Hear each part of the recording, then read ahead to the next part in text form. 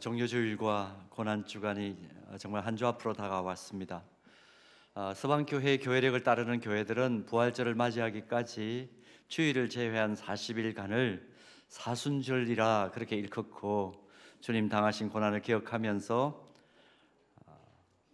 금식이나 또 오락을 금하는 그런 절제된 생활을 하면서 특별한 절기로 지킵니다. 금년도 사순절은 3월 5일부터 시작해서 부활주일 전날인 4월 19일까지 계속 이어집니다. 오늘 4월 6일 주일은 사순절로 계산하면 사순절 5번째 주일, 사순절의 27번째 날로 그렇게 기억할 수 있습니다. 그런데 우리 서현교회가 소속해 있는 예장합동교단에서는 사순절이 성경에서 직접적인 근거를 찾기 어렵다, 그리고 또 로마 가톨릭 교회에서 시작된 전통이다, 또 사순절 기간 동안 지나친 금욕과 또 금식이 강조돼서 신앙의 본질보다는 미신적이고 형식적인 요소를 강조하는 그런 측면이 있기 때문에 총회가 결의를 했습니다. 1999년도에 결의를 했는데요, 교단 산하 전 교회의 공식적인 절기로는 우리 인정하지 않겠다, 그렇게 교단에서 결정을 했습니다. 우리가 교단에 소속된 교회이니까 이 결의는 존중하는 것이 좋겠지요. 그래서 교단적으로 이렇게 얘기를 합니다. 형식적인 절기 준수에 우리가 무게 중심을 두기보다는 신앙의 내면적인 성숙과 하나님과의 관계를 더욱 중요하게 여기고 강조하자, 신앙의 그 깊이를 강조하자, 그런 측면에서 사순절 지키지 않지만 고난주간과 부활주일은 분명히 성경적인 직접적 근거를 가지고 있기 때문에 주님의 고난 또 십자가의 의미를 기억하고 이 고난주간 앞두고 또 고난주간의 기간 동안에 또 부활주일 이 시간 동안에 우리의 삶을 변화시키는 중요한 계기로 삼자, 그렇게 생각하고 이 부활주일을 앞두고 모든 시간을 한순간 한순간 지나가고 있는 것입니다. 이제 고난주간을 한 주 앞둔 그런 시간을 지나가고 있습니다. 정말 예수 그리스도를 내 삶의 주인으로 믿고 고백하는 우리는 이 시기에 어떤 의식과 삶의 태도를 가지고 살아가야 할 것인가 깊이 묵상할 수밖에 없지요. 할 수만 있다면 우리는 우리 삶을 절제하고 나의 죄 때문에 십자가에 달리신 예수 그리스도를 더욱 깊이 묵상하는 시간, 또 하나님께서 나에게 베푸신 은혜에 감사하면서 예수님처럼 진정한 사랑을 실천할 계획을 가지고 어떻게 살까, 또 실제적으로 실천하고 실행하는 그런 삶을 살아야 할 것입니다. 특별히 금년 부활주일을 앞두고 우리가 가만히 보면 정말 예수님처럼 아무 대가를 바라지 않고 우리가 사랑의 실천을 해야 될 영역들이 참 많지 않습니까?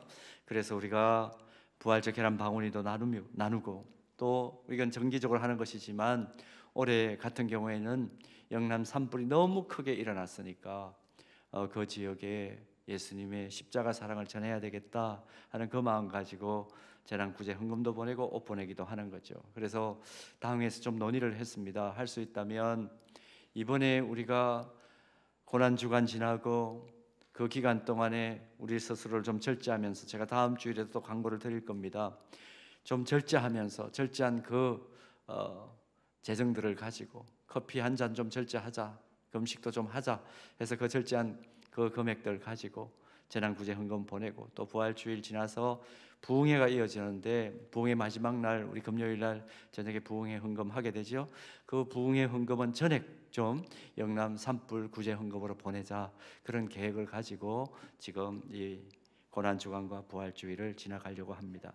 자, 여러분, 십자가 고난의 한복판으로 한 걸음씩 한 걸음씩 예수님께서 그 걸음을 옮겨가시는 그런 상황 속에 있습니다. 그래서 오늘 본문을 함께 좀 살펴보려고 하는데요, 예수님의 공생애를 기록하고 있는 이 사복음 속의 내용을 주의 깊게 통독해 보면 모든 기록의 흐름이 결국은 예수님의 고난과 십자가 죽으심과 또 부활에 초점이 맞춰져 있다 하는 것을 우리가 깨달을 수 있습니다.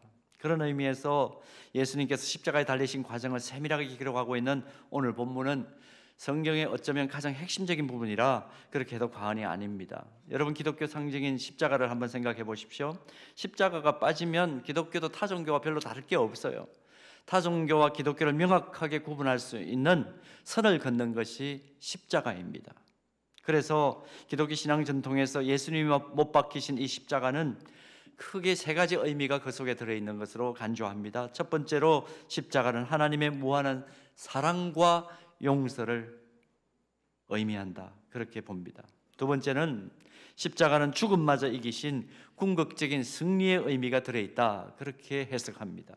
그리고 십자가는 마지막으로 세 번째, 십자가를 바라보고 믿는 자들이 십자가의 은혜로 구원을 받게 된다는 구원의 의미가 십자가에 내포되어 있다, 그렇게 해석을 합니다. 십자가가 사랑과 용서, 승리와 구원의 의미를 가졌다는 이 사실을 깨달은 사람들은 어떻게 살아가야 될까? 사도 바울은 이 사실을 깨닫고 고린도전서 1장 18절에서 십자가에 대해서 이렇게 설명을 해줍니다. 우리 같이 한번 읽어볼까요? 십자가의 도가 멸망하는 자들에게는 미련한 것이요 구원을 받는 우리에게는 하나님의 능력이라, 이렇게 설명합니다. 오늘 본문의 내용은 예수님께서 이런 의미를 가진 십자가에 못 박히시기 직전에 유대 총독이었던 당시 유대 총독이었죠. 그 빌라도의 법정에 서서 십자가에 못 박혀야 한다는 공적인 판결을 받은 사건을 기록한 본문입니다. 2000년 전 빌라도의 법정에서 벌어지고 있는 이 사건을 세밀하게 오늘 본문은 기록하고 있는데, 여기에 나타나는 중요한 인물들이 좀 있습니다. 중요한 인물들 세 사람만 좀 살펴보려고 하는데요, 이들이 우리에게 주는 중요한 교훈이 있어요. 첫 번째는 총독 빌라도입니다. 빌라도는 오늘 본문을 보면 이런 사람이에요. 진리를 알면서도 진리를 따라 행동하지 않는 어정쩡한 태도를 가진 사람, 아주 우유부단한 그런 모습을 보여줍니다. 오늘 본문 앞장이 마가복음 14장을 보면 예수님은 대제사장 가야바의 집에서 유대인들로부터 신성모독 혐의를 받고, 유대인들의 대표들이죠, 대제사장에게 사형 선고를 받습니다. 죄명은 신성모독. 그런데 로마 정권 아래에서 이 유대 종교 지도자들이 사형을 직접 집행할 수가 없기 때문에 다른 죄목을 뒤집어 씌워가지고 이제 행정적인 절차를 밟습니다. 예수님이 로마 제국의 황제를 인정하지 않고 자칭 유대인의 왕이다, 그렇게 주장하는 것을 빌미 삼아서 정치범이라는 죄목을 뒤집어 씌웁니다. 그리고 로마 총독 빌라도에게 신병을 인도해 줍니다. 때는 금요일 아침. 세상 법정에서 예수님이 어떤 판결을 받는가, 그걸 보려고 총독 빌라도가 재판하는 그 법정에 많은 사람들이 모여서 있습니다. 로마 총독 빌라도, 그 이름의 뜻이 창으로 무장한 자, 그런 뜻입니다. 창으로 무장한 자, 무관 출신이라는 얘기죠. 문관 출신이 아니고 무관 출신입니다. 그와 관련한 복음서의 다른 기록들과 또 역사자들을 참고해보면 주후 26년에 로마의 2대 황제인 티베리우스에 의해서 유대, 사마리아, 이두메의 총독으로 임명을 받은 사람입니다. 본도라는 지역에서 크게 승리한 전공이 있기 때문에 그의 이름 앞에 본디오라는 명칭이 들어 있습니다. 반유대적 성향을 가진 아주 포악하고 무자비한 총독으로 알려진 인물입니다. 그런데 그의 말년은 비참해요. 결국 유대 공동체와 갈등을 겪다가 부임 10년 만에 파면을 당하고 로마로 소환을 당하고 맙니다. 그리고 더 기구한 것은 뭐죠? 오늘도 우리가 사도신경으로 신앙 고백을 했습니다. 사도신경으로 기독교인들이 신앙 고백을 할 때마다, 믿음의 사람들이 신앙 고백을 할 때마다 그의 잘못된 행동을, 그 이름을 불러가면서 우리는 상기하게 되어 있는 아주 비참한 인생의 말도를 겪은 사람입니다. 총독 빌라도가 법정에 서 있는 예수에게 이렇게 묻습니다. 네가 지금도 유대인의 왕이라고 생각하느냐? 빌라도는 이미 알았어요. 유대인들이 예수님을 시기하는 마음의 동기에서 종교적인 이유만으로는 이 예수를 죽일 수 없기 때문에 자칭 유대인의 왕이라고 주장했다는 이 정치적인 이유로 고소를 했다 하는 사실을 분명히 알고 있어요. 오늘 본문과 같은 사건을 병행해서 기록하고 있는 누가복음 23장 2절 말씀을 한번 보십시오. 고발하여 이르되 우리가 이 사람을 보매 우리 백성을 미혹하고 가이사에게 세금 바치는 것을 금하며 자칭 왕 그리스도라 하더이다 하니, 이거 유대인들 대제사장이 하는 얘기 아닙니까? 빌라도가 물었던 네가 유대인의 왕이냐 하는 이 질문은 대제사장에서 받은 그 이야기를 가지고 하는 것이죠. 이 질문을 또다시 예수님에게 합니다. 예수님의 대답 무엇인가요? 네 말이 옳도다. 본문에 오늘 그렇게 나타나 있죠. 그리고는 더 이상의 말씀이 없이 침묵하십니다. 빌라도가 예수님을 신문하기 위해서 이런 질문 저런 질문을 계속 던졌죠. 그런데 어떤 죄도 찾아내지를 못합니다. 오히려 신문을 하면 할수록 자기 변명을 전혀 노려놓지 않고 초지일관 평정을 잃지 않는 예수님의 그 모습을 보면서 이 사람은 범법자가 아니다, 마음을 굳혔습니다. 마음의 결론을 내렸습니다. 그래서 예수님의 무죄함을 유대인들에게 알리고 당시 분봉왕 헤롯 안디바에게 예수님을 보내요. 이유는 이 합리적이지 못한 이 일에 나는 끼어들고 싶지 않다. 그래서 분봉왕 헤롯 안디바에게 예수님을 다시 보냅니다. 그런데 헤롯도 아무 죄를 찾지 못하니까 또다시 빌라도에게 예수님의 신병을 인도하는 그런 과정을 거칩니다. 그 과정에서 예수님께서 신문받은 모습이 오늘 본문에 기록되어 있는 겁니다. 그런데 유월절이 되면 유대인들에게 오래전부터 내려오는 전례가 하나 있습니다. 제수 중에 한 명을 석방하고 대신에 유월절 양을 죽이는 것입니다. 이 전례에 따라서 자비를 베푸는 거죠. 유대인들이 빌라도에게 제수 하나를 석방해 줄 것을 또 요청합니다. 이 요구에 대해서 빌라도가 단호하게 내가 신문을 해보니까 너희들이 고소한 예수가 죄가 없다. 그분이 죄가 없다. 그러므로 그를 석방해야 되겠다. 그렇게 선언만 하면 끝이 나는 거예요. 그런데 빌라도는 우유부단하게 그날 아침 법정에 둘러싸여 있는 유대인들을 향해 이렇게 묻지요. 여러분 본문 9절을 보십시오. 빌라도가 대답하여 이르되 너희는 내가 유대인의 왕을 너희에게 놓아 주기를 원하느냐? 이렇게 묻습니다. 이 어정쩡하고 우유부단한 질문 앞에 대제사장들의 충동질로 이미 폭도가 되어버린 유대인들 어떻게 합니까? 흥분해가지고 예수를 십자가에 못 박으라고 소리소리 지릅니다. 이런 분위기 속에 예수님은 결국 십자가에 못 박히시는 결과를 맞이하죠. 예수님께서 죄가 없다는 것을 분명하게 알았지만 군중들의 압력과 자신의 지위 유지를 위해서 예수님을 십자가에 넘겨버리는 이 빌라도의 태도를 보면서 뭘 우리가 깨닫습니까? 내 안에도 이런 모습이 종종 나타난다. 내 안에도 이런 모습이 종종 나타나는구나. 진리를 알면서도 사람들의 눈치를 보고 또 사람들과의 좋은 관계가 더 중요하기 때문에 하나님과의 관계보다도 사람과의 관계가 더 중요하기 때문에 그 관계를 유지하기 위해서 하나님과의 맺었던 진리, 하나님께서 깨닫게 하신 그 진리는 포기해버리는 그런 모습이 우리 안에는 없나요? 우유부단함이야말로 진짜 성공한 인생을 사는데 가장 큰 적이다 하는 말을 우리가 기억합니다. 우유부단함, 진짜 성공하는 인생을 살려면 이거 가지면 안 된다 하는 것이죠.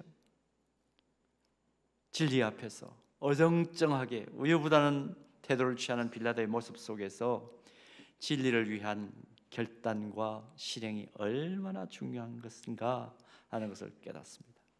나에게는 이런 모습이 없는가? 오늘 빌라도의 법정에서 지금 결정권자로 앉아있는 빌라도에게서 우리가 보는 모습입니다. 또 한 부류의 인물들을 볼까요? 한 인물이 아니고 한 부류의 인물들입니다. 유대 군중들, 두 번째로 이 사람들 성경의 흐름을 보면 닷새전만 하더라도 예루살렘 성에 입성하시는 예수님께 환호를 보냈던 인물들입니다. 길 위에 자신의 겉옷을 펼쳐 깔아놓고 종려나무 가지를 꺾어서 열렬히 예수를 왕으로 환영하고 찬양했던 사람들, 적어도 닷새전 종려주일에 이 무리들은 예수님 편에 서 있었던 사람들입니다. 그런데 닷새 후에 완전히 다른 가면을 쓰고 나타납니다. 인격을 펄슨, 페르조나라 그러죠. 라틴어로. 가면이란 뜻입니다. 다중인격자들입니다. 총독 빌라도가 법정에 둘러서 있는 유대인들을 향해서 너희는 내가 유대인의 왕을 너희에게 놓아주기를 원하느냐 물었을 때 대제사장의 충동질을 받은 유대인들이 뭐라고 대답하나요? 아니요, 바라바를 놓아주시오. 정작 로마의 반기를 드는 밀란을 꾸미고 밀란 중에 살인을 저지른 악명 높은 죄수를 오히려 풀어달라고 요청을 합니다. 닷새 전에 어땠다고요? 예수님을 향해서 우리를 구원해달라고 환호를 보냈지만 가만히 보니까 예수라는 인물, 자신들의 기대는 전혀 미치지 못하는 인물이라 판단한 거예요.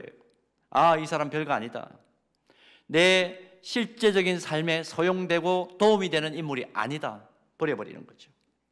무기력하게 체포되어서 재판정에 서 있는 이 예수에게서 더 이상 메시아로서의 기대를 갖는다는 것, 어리석은 일이다. 그렇게 판단을 한 것입니다. 그래서 바로 냉정하고 단호하게 돌아서는 이중적인 인격을 보여줍니다. 메시아적 기대에 실망을 안겨준 예수보다는 비록 살인도 했고 그랬지만 나름 민족 해방을 위해 힘쓴 바라바가 6월절 특사가 되는 것이 훨씬 자신들에게 이롭다. 그렇게 이기적인 판단을 한 것입니다.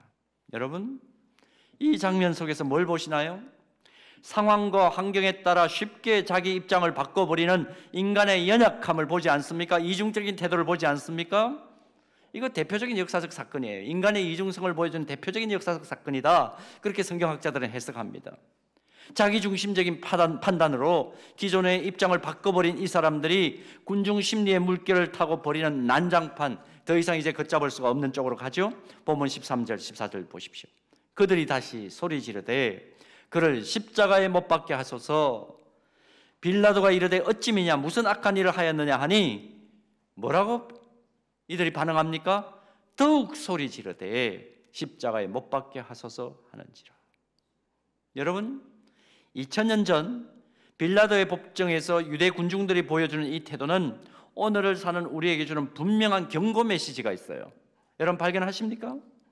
내가 원하는 예수, 내가 원하는 복음의 내용이 아니면 언제든지 가차없이 쓰레기처럼 던져버리고 삭제해버릴 수 있다. 이것이 인간의 모습이라는 겁니다. 여러분, 우리는 예외일까요? 성경조차도 때때로는 내 수준으로 끌어내려서 재해석해버립니다. 원수를 사랑하라. 대표적인 케이스죠. 더 심각하게 생각해야 될 것은 뭐냐 하면 연약한 것을 인정하면 좋은데 연약한 존재들끼리 화학적 반응을 일으킵니다. 이게 군중이 되면 화학적 반응을 일으켜서 상상할 수 없는 참담한 죄악의 길로 나아갈 수 있는 가능성이 언제나 열려 있구나 하는 것을 오늘 본문 속에서 확인합니다. 얼마나 사람들이 기가 얇고 군중 심리에 잘 따라갑니까? 서로 잘 모르는 사람들이 모였어요. 경직적인 분위기가 계속되니까 한 사람이 갑자기 크게 웃었습니다. 근데 그 옆에 있던 사람이 따라 웃어요. 그러자 주변 사람들이 또 웃기를 시작합니다. 나중에는 그 자리에 모인 사람들 다 모두가 웃었대요. 모두 웃는 바람에 경직된 분위기가 좀 누그러졌겠죠? 한 사람이 처음 웃은 사람에게 물었습니다. 왜 웃었어요? 대답이 걸작입니다. 분위기가 너무 조용해서 웃어봤어요. 길을 가다가 사람들이 몇 명만 모여 있어도 한 번쯤 기울거리게 되고 때로는 무리의 분위기나 행동에 휩싸일 때가 얼마나 많은 것이 우리의 모습입니까? 오늘 본문은 대제사장의 사주를 받은 사람들이 예수를 못 박으라고 선동을 하니까 예수 그리스도를 향한 확고한 자기신앙을 가지지 못한 군중들이 그 말에 그대로 넘어간 모습을 우리에게 보여줍니다. 군중들이 같이 소리를 지릅니다. 예수를 십자가에 못 박으소서, 못 박으소서. 닷새 전에 호산나라고 외쳤던 그 입으로, 똑같은 입으로 예수님은 십자가에 못 박으라 그렇게 외칩니다. 다수의 의견을 맹목적으로 쫓아서 진리를 외면하고 결국 진리를 배반하는 자리에 서버린 것입니다. 본문 15절을 보면 그 군중들의 함성 소리에 빌라도는 이렇게 결정합니다. 뭐라고 결정하나요? 바라바는 놓아주고 예수는 채찍질하고 십자가에 못 박히게 넘겨주니라. 여러분, 우리에게는 이런 비열한 군중의 모습이 없습니까? 좋은 상황일 때 하나님께서 나에게 응답도 잘해주시고 내 삶에 만족을 주실 때 그때는 하나님을 향해 사랑을 고백하고 헌신을 맹세하지만 조금이라도 내가 기대한 예수님이 아닐 때, 내가 기대한 하나님이 아닐 때, 내가 설정해 놓은 기준에 복음의 기준이 맞지 않을 때 우리에게는 이런 군중의 모습이 없나요? 대제사장의 선동에 맹목적으로 휩쓸려가지고 예수님을 십자가에 못 박으라고 소리 높여 외치는 그 군중들의 태도를 통해서 오늘 우리의 신앙적인 태도를 다시 한번 점검할 필요가 있습니다. 마지막 중요한 등장인물 있죠? 빌라도의 법정에서 우리가 보는 마지막 중요한 등장인물, 십자가의 길을 묵묵히 가시는 예수님이십니다. 우유부단한 빌라도와 군중들의 사악한 배신 속에서도 예수님은 아무 대답을 하지 않으셨다. 침묵하셨다. 그렇게 성경은 기록합니다. 이분은 그런 분이 아니라고, 이 예수님이야말로 바라바 대신 노임을 받으셔야 할 아무 죄가 없으신 분이라고 상황을 반전시키고 변호해야 될 제자들은 다 어디로 갔습니까? 다 도망을 가버렸죠. 이런 상황에서 빌라도의 질문에 대해서 한마디도 자신을 변호하지 않는다는 것은 십자가에서의 끔찍한 죽음 외에는 달리 갈 길이 없다 하는 것을 의미합니다. 왜 예수님께서 이런 상황에서 자기 변호를 하지 않으셨을까? 전혀 왜 하지 않으셨을까? 새벽에 일어나셔서 한적한 곳에서 기도하기 시작하셔서 쉴 틈도 없이 역동적으로 하나님 나라의 복음을 가르치시고 아픈 자들을 치유하시고 복음을 전파하셨던 그 역동성 있으신 예수님의 모습은 어디에도 찾아볼 수가 없습니다. 왜 아무 말씀도 없이 예수님은 침묵하셨을까? 후대에 고난받는 종 예수 그리스도의 노래로 알려진 이사야 53장 10절 말씀을 보면 왜 예수님께서 입을 열지 않고 조롱과 월시와 그 고통 속에서도 잠잠히 계셨는지 그 이유가 나옵니다. 한번 같이 봉독해 볼까요? 여호와께서 그에게 상함을 받게 하시기를 원하사 질고를 당하게 하셨은즉 그의 영혼을 속건 제물로 드리게 이르면 그가 씨를 보게 되며 그의 날은 길 것이요 또 그의 손으로 여호와께서 기뻐하시는 뜻을 성취하리로다. 여호와께서 기뻐하시는 뜻을 성취하기 위하여 자신의 고난과 죽음을 통해서 하나님의 뜻이, 하나님께서 원하시는 그 목적이 이루어지기를 원하신 것, 달리 대답할 길이 없습니다. 예수 그리스도를 통해서 하나님께서 원하신 뜻이 무엇일까요? 이사야 선지자는 이사야 11장 9절에서 하나님의 원대하신 꿈과 뜻을 이렇게 밝힙니다. 내 거룩한 산 모든 곳에서 해됨도 없고 상함도 없을 것이니 이는 물이 바다를 덮은 같이 여호와를 아는 지식이 세상에 충만할 것임이니라. 여호와를 아는 지식이 세상에 충만한 것.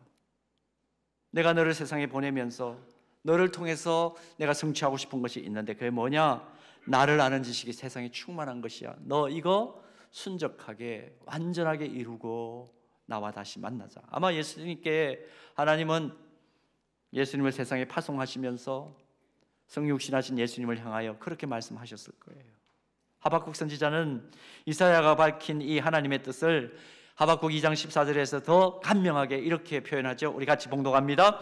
이는 물이 바다를 덮음 같이 여호와의 영광을 인정하는 것이 세상에 가득함이니라. 내가 목적이 있어. 너를 세상에 보내는 목적이 있어. 너를 통해서 나의 영광을 인정하는 것이 온 세상에 충만해졌으면 좋겠어. 그게 내 목적이야. 내가 너를 세상에 보내는 목적이야. 성육신하시는 예수님을 향해서 하나님께서, 성부 하나님께서 그렇게 말씀을 하셨을 것입니다. 그래서 예수님께서는 어떻게 하셨나요?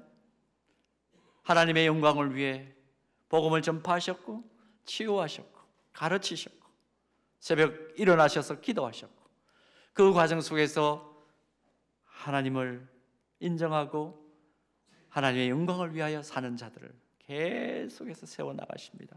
그리고 그들이 함께 공동체적으로 이 일을 감당할 수 있도록 뭘 세운 거예요? 교회를 세우신 거예요. 여러분, 교회의 목적을 분명히 하셔야 합니다. 왜 주님이 머리이신 교회가 세워졌느냐? 여호와의 영광을 인정하는 것이 세상에 가득한 것, 그 목적을 이루기 위해서 교회는 세워졌구나 하는 것을 깨닫습니다. 빌라도의 신문에 일일이 대응해서 바라바 대신에 석방받고 바라바가 죽고 자신이 사시는 것보다도 십자가에 못 박게 하소서라고 소리치는 군중들을 향해서 어떻게 너희가 그럴 수 있느냐고 큰 소리 치시는 것보다도 도망간 제자들을 불러다 놓고 너희들 어떻게 그럴 수 있냐, 그렇게 배반할 수 있냐고 그렇게 말씀하시는 것보다도 오히려 십자가의 길을 묵묵히 선택함으로 한 영혼이라도 하나님 앞으로 돌아와서 여호와 하나님을 아는 지식이 온 세상에 더욱 널리 전파되는 것, 하나님의 영광이 온 세상에 충만하게 가득 차시기를 바라시는 그 하나님의 뜻을 순적하게 이루어드리기 위해서 침묵으로 순종하시면서 예수님은 십자가의 길을 가신 것입니다. 온 세상을 창조하신 하나님이시지만 세상의 법정에 홀로 서셔서 불의한 그 재판관 앞에서 침묵하시는 예수님을 보면서 오늘 우리가 깨닫는 진리, 자신이 죽어야 다른 사람을 살릴 수 있고 궁극적으로는 온 세상에 영원한 생명을 얻을 수 있다. 이 복음의 진리를 완성하시기 위하여 주님은 침묵하셨고 십자가의 길을 가신 것입니다. 사랑하는 여러분, 종료주일과 고난주간을 한 주간 앞두고 다시 한번 십자가 앞에서 우리의 삶을 점검해 보기를 원합니다. 우리는 복음 앞에서, 진리 앞에서, 십자가를 제어하는 그 순종의 길 앞에서 어떤 그리스도인입니까? 우유부단한가요?